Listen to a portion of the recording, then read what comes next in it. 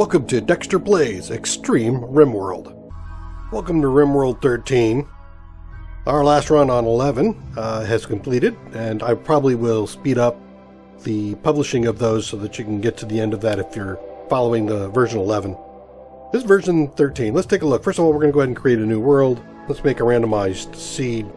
We're going to call this Malthorn for the last name of Dextor. And size-wise, I like to have a lot of room.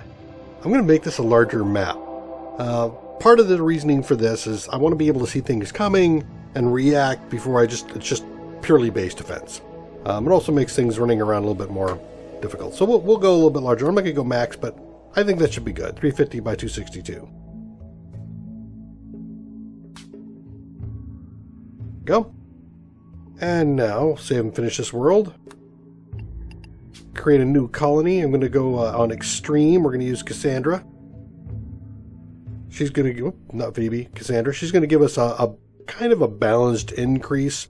We could use Phoebe, which is really just sitting back and building, and that's not all that interesting.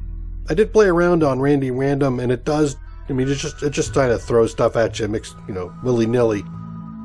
It's alright. It's a little tough in the very beginning, but after that, I think I'm going to stick with Cassandra. I just like the ramping a little bit better here.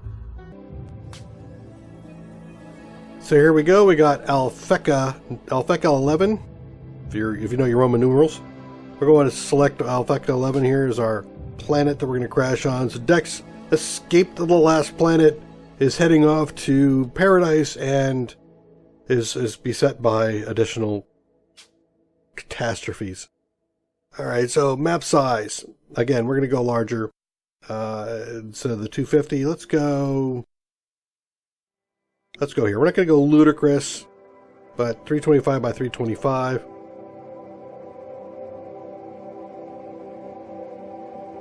Starting season, we'll let that do auto. Permadeath mode. This is new in 13. Basically, if you get wiped out or something happens to your colony, you can't go back and reload. I don't do any reload or saves coming in RimWorld, so we're going to do that. Permadeath. Now the next thing is I can pick my site or I can go random. We've done pretty well on version 9 and version 11, and I feel like version 13, throw it at me. Just give it to me. Where am I going? Where did you pick? I don't see the random spot. Friendly biome dominated by forests, fertile clearings, many species of animals. Temperate. Oh, well, oh, there it is. There it is right over there. Ah, I didn't mean to do that. No. Alright, let's do this again. Same. Alright. Where am I?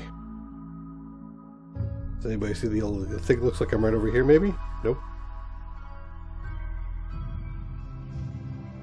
Let's see. 18 degrees east. So I should be over near somewhere.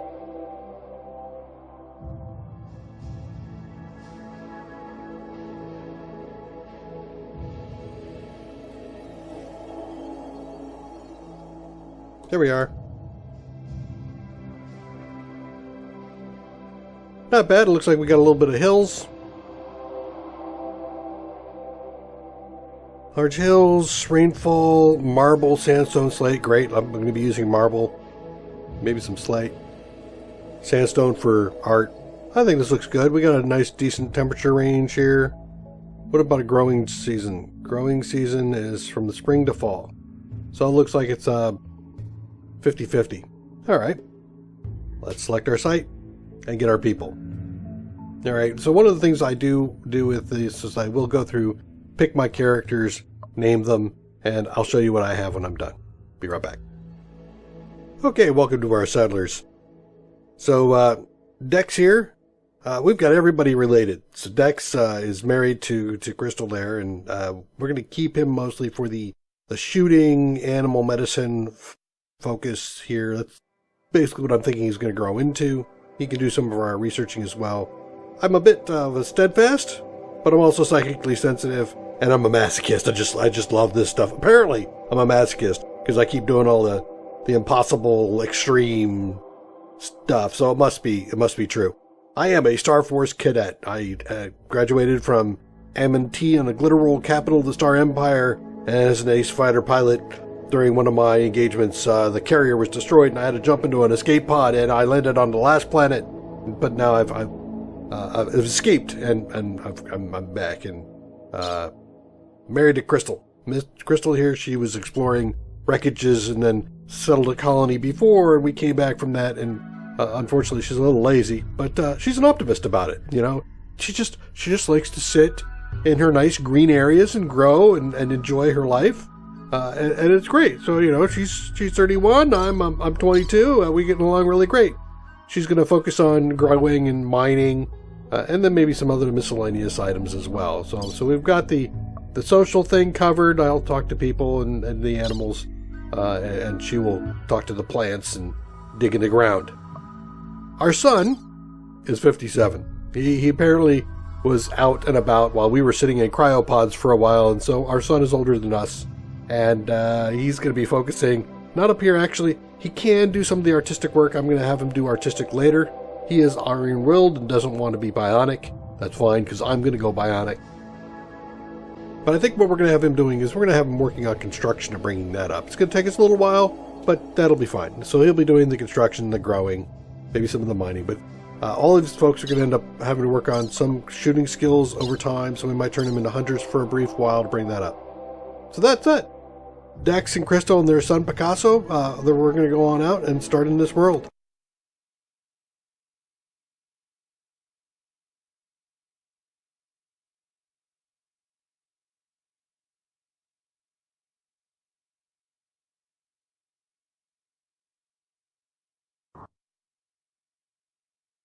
The three of us awakened the crypto-sleep sarcophagi to the sound of sirens and ripping metal. I did not build that last ship well. I know it was unbalanced on the engines. Apparently, I screwed it up. You better get to the escape pods before the ship is torn apart. But sometime later you land on this unknown world. As pieces of the shredded starship fall all around you, you must make plans to survive. Again. Alright, whatever. I can do it. Alright, let's pause and see what we got going.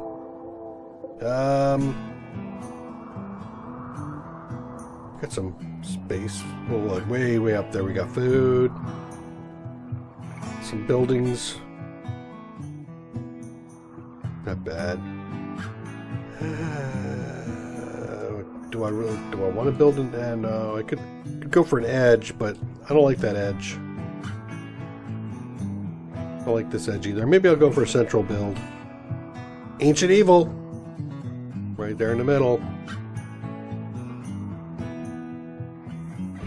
Yeah, maybe what I'll do is just do another central build. Right in here. Maybe butt up against this here. So where am I? Geothermal. There's a geothermal.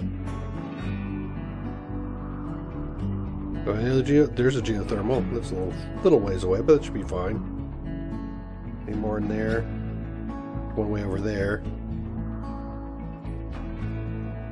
Heck, there's a geothermal right there.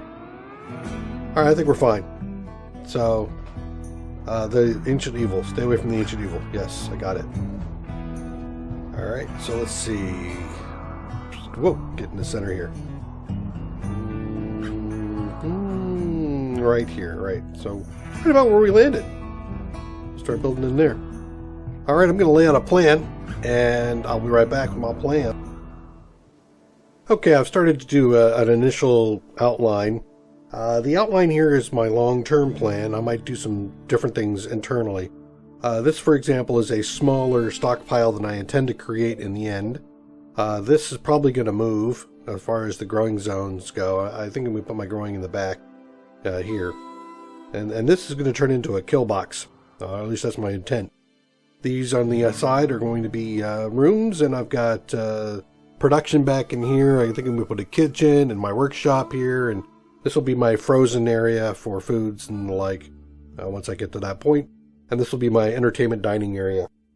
And As far as the prisoner beds and things like that go, I'm going to end up doing something more down here. So this is going to continue to expand as I put in further items like power generation. My intent here is to make a kind of a horseshoe shape with a double wall layer with power in between the two walls so that I have additional protections as far as people coming in. A little susceptible to sappers, but hopefully I'm not going to deal with a whole bunch of sappers. In addition to that, I've got some survival meals up in here and over here, and in fact I've got some jade right there, which is kind of nice. I also have survival meals down here, so there's survival meals all over the place. I have unforbidden all of those, and I've unforbidden most of the stuff just around this area here to start moving. So let's take a look at our work assignments. I'm going to go to manual priorities. First of all, firefighting. If there's ever a fire in the home zone, go do it. If I tell you to flick something, go do it. These two items are very short term, so this doesn't tend to screw up people's moving around. The next thing I'm going to upgrade here is I'm going to do plant cutting at 1. So if I say go chop down a tree, I want everybody to go chop down the trees. Generally, I don't do a whole lot of that. So with that, the next thing is I wanted to have patient set here, and then who's the doctor? Dex? Yep, I thought so. Dex, you got a number 2 at doctoring, so you go ahead and take care of that. And then bed rest. This is if they're hurt, should they go sit down in bed or not? Generally, that is fairly important. So let's make sure they do that. As far as the skills on talking to people, I said I was going to do it. So in that case, I'm going to put Picasso down to a 4. I'm only putting it down. Generally, I like to have somebody as a 4. So if I say, hey, go do this, they will. So that will be myself and Crystal will be doing the doctoring. Heck, we raised Picasso, so we should be able to do that. So the person who's going to handle the animals. Picasso's good at it. I'm good at it. So let's come back to take a look at that in a minute. As far as cooking goes, I think I want Crystal to do those, but she's going to be doing the growing. I'm going to avoid 1s. 2 is my primary work assignment. So she's going to do the growing. I think we will have... No, he's not going to help with the growing because he has to do the construction. Remember, we're going to work him up on construction. So that means I'm going to help with the growing. So I'll put that at a 3 for a moment, so I know that I'm going to be doing some of that. I might help out with some of the construction. Who's going to be doing hunting? I think I'm going to be doing the hunting initially. So if I do mark something for hunting, go out and get it. As far as the meals, I want to have at least, well, at this point, I think we can deal with just one person cooking. So let's see. I'm not going to be doing any smithing or tailoring at the moment. No art. No crafting yet, but crafting will come up soon. Let's see. Nobody has a passion for crafting, so we're going to hopefully pick up a crafter at some point. I'm going to have Picasso doing the crafting. Hauling. At the moment, I need everybody to get that hauling done, so we're going to put that at a 2, and then we'll drop it down. And as far as cleaning goes, and there's no research at the moment. So that's going to be my assignments. Let's take a look at the zoning. So as far as our home zone area, you can see this is going to be it. I'm going to expand that a little bit more. We know that this is going to happen anyway, but so you can just see where I'm looking to have my home zone. So there's the home zone area right now. Okay. Let's talk about expandable areas. I'm going to manage my areas. I'm going to have a couple of things here. First of all, we're going to rename this area 1. Is going to be let's see, we'll call this stay close. Or actually, let's call this lockdown. So that's going to be where I'm going to send people if I need to have them staying in one area. I won't have to do that. And then expanding lockdown area. That's going to basically be all of my home. It's like my home zone. Once the walls are up, it'll make more sense. But this is basically keeping people within the area of the kill box and being able to walk around inside without walking out and getting themselves shot by accident because they decided to go mine in front of the people who were sieging us at the time. Okay? So it's going to look something like that. Well, I think we got this all pretty well set up. We know what we're going to do. I'll let these guys out of the pad. Alright, thank you for coming out. You, who are my primary fighter, you go grab that. Crystal, you go ahead and grab the pistol. Picasso, you can grab the item there. And now that we got that set up, we will unforbid these. Ooh, nice! Matilda! We got ourselves a warg! I love that. Nice. Trainer for obedience and hauling right now. Dogs, these guys can be used for, they're intelligent, they're tough. You can use them to like help you with the attack. I generally don't like having animals in my kill box because they tend to get chewed up pretty quick, and I find them to be much more useful than that. So I might end up assigning my animals off to either the primary trainer or more than likely somebody who's passive and use them for flanking maneuvers. We'll see that later. Well, with that, welcome to our new world, and hopefully we will make it through this. Come back and join me as we actually start to maneuver around and get some cleanup going in the next episode of Dextor Plays RimWorld Extreme. Bye-bye. Thanks for watching another episode of Dextor Plays. Please leave a like or subscribe and post any tips or tricks down below.